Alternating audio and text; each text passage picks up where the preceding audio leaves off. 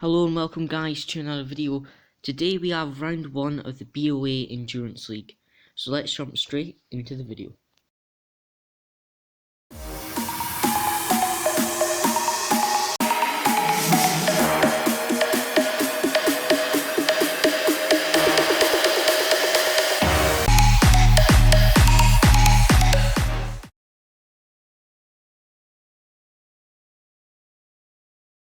So this was qualifying. This is a team event, so Boris was my teammate, but I'm doing qualifying in the first stint and then it's over to Boris. So let's have a look at my best qualifying lap. Into the first corner, trying to turn in a bit later, get a good line there through that first corner. Now I felt I should have done much better. I think my best in the server earlier that day was a 119.0, but I wasn't able to get quite a good time in the actual event, which was a wee bit annoying because I felt I should have been able to do a little bit better. Now on the very long camel straight, gives everyone a chance to press that like button and subscribe if you enjoyed the video. So coming into this right-hander, very easy to lose grip on the entry. We're about neck and neck with our previous best time, a bit up on our time now through that section. This right-hander, wee bit tricky, you've got to be careful on the exit not to invalidate. Very easy to do there. Into the hairpin, bit of a weird line because it's a double apex, so you kind of got to go deep and then you've got to bring it back for the second apex. Left-hander here, quite simple. You can use quite a bit of track as well, which is really good. I think we're about 1.1 up on our best lap. Round the fast left-hander here. I'm not sure exactly what this is called. And then into the right then left here. This is a very tricky section, trying to get a good line here, not use too much curve, because if you get on the grass, it's very easy to just muck up that entire section. Now here for the double right-hander to start off sector 3. Really important you get a good exit here because it's a very long straight to the final chicane, so you've got to make sure you have a good exit there. Another opportunity to press that like button and subscribe if you're enjoying the video as we wait for the next corner. This left-hander pretty simple, full throttle, just a little bit of a left kink really. Into the chicane, tricky braking zone, really want to clip that first apex and then get a good exit for the second apex here. Clip that curb on the left, which isn't ideal. Only want to use the flat one really. Unfortunately I wasn't able to improve, but I did get P2 in qualifying, so I was really happy with that. That matches my best qualifying in an endurance race. So now it's into the race. Let's see what happens in the race. As I said, it's me for stint 1 and then it'll be Boris for stint 2. So lining up at the start now for the 1.5 hour stint 1.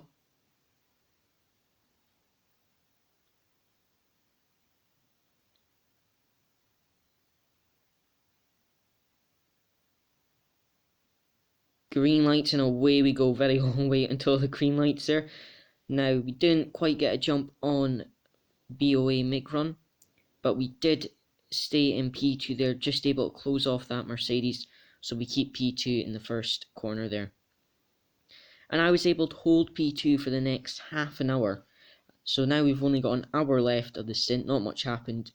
Now I'm letting Boris past here because I knew he was a bit quicker than me. I think it was a few tenths a lap. So instead of losing time, I just let him through and then we can both try and catch MIG run. Now, the problem is this was the worst time to do it, because if you look up at the mini map on the left hand side, look at that dot where MIG run is, going through a rouge, and this is why it was such a bad time to do it. So here he spins, he did a full 360 on a rouge. I saw the yellow flag, so I lifted off there, off the throttle, because I didn't want to come up to the top of a rouge and find him facing the wrong way on Radeon. So I lifted off a bit, so I wasn't able to actually gain a position off him. But I was now right on the back of the two leaders now, and we've got an hour left and half an hour in, and we're only about 1.2 off the leaders. So this is really good so far. We can have a look at Mig run now. So here into the double right-hander, I have a wee look on the outside. He goes a bit wide, but he gives us room on the entry, but he doesn't quite give us any room on the exit, and we stay in P3. So now 12 minutes later, we're still sitting P3. That's the leaders just up in front of us. I think they were about 4 seconds ahead of me, 4 or 5, coming into the pit stop phase. Now unfortunately, as you'll see now, I don't get the best of pit stops, so it doesn't work out for us very well. Someone was retired in front of us, which didn't help, but I just slightly missed the jacks there. I come slightly too far forward, so then that cost me a few seconds there, unfortunately. So as you see now, that when we come out of the pit lane, there's Mig Run, who was only, as I said, I think 4 or 5 seconds in front of us. He's now up to about 12 seconds in front of us. So that did not work out very well for us at all, unfortunately. Same with Boost Goose. Now Boost Goose lost a position to Mig Run, so it's actually Mig Run who's now leading because the other drivers haven't pitted yet, so he's net leading. But we are quite a bit off them. As you see, half an hour left, and we were about 11 seconds off. So I was quite happy with that, 1 hour in, and I was only 11 seconds off.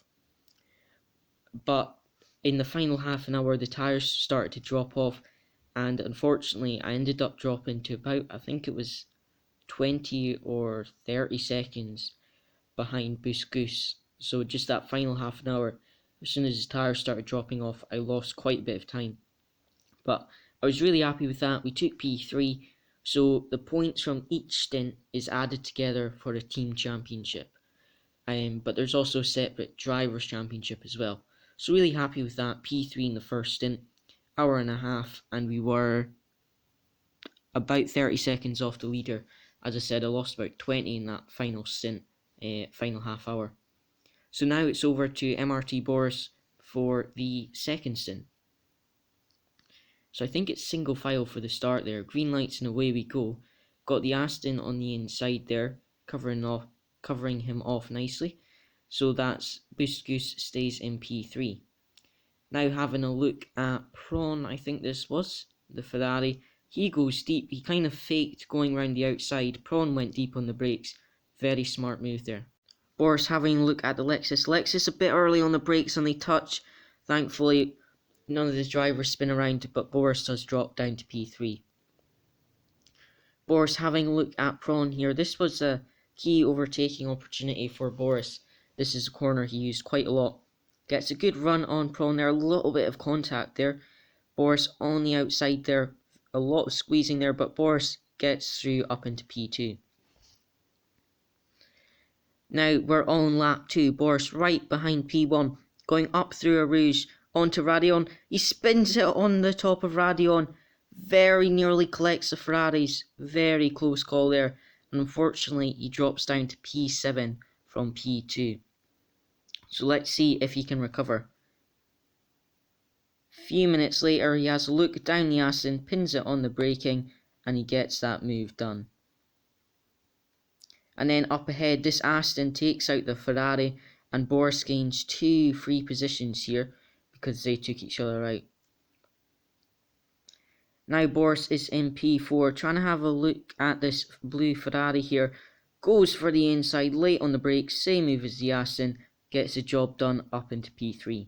Now Boris and Prawn seem to struggle a bit here when they were racing because Prawn here keeps squeezing Boris on the outside, which Boris wasn't happy about. But Prawn, as you see, keeps squeezing Boris on the outside there. Even though he was slower, he was really defending a lot. But here again, Boris goes for the outside on the next lap, and Prawn getting contact on the straight there. He keeps nudging Boris on the outside. Here again, Prawn nudges Boris. Boris nearly spins it there because he got nudged there, so not very good at all. But then here, Boris ends up going into the back of Prawn, which he did receive a penalty for, which was fair because he did go into the back of him. But Prawn didn't get a penalty for squeezing Boris, so I think Prawn probably should have got a penalty if Boris got one too. Boris was doing an excellent recovery. Now he's right on the back of the Lexus, coming into this right-hander. He sends it on the brakes again, really late. Good overtaking corner that Boris used quite a lot through the race. So Boris took the win there. There wasn't much else happened after that overtake. So great drive by Boris. So we got P3 and P1 in the 2 stints. So this is the driver standings. Just have a look at the driver standings. And then this is the team standings. So we are sitting P2 in the team standings by 6 points. So that's really good. This week is going to be Monza, the week I'm recording it, on Saturday at 7 PM. So feel free to tune in for that. I'll also make highlights of Monza as well. It's going to be a wet race at night, so we'll be very interested. But as always, thank you for watching. Hope you enjoyed the video and see you again next time.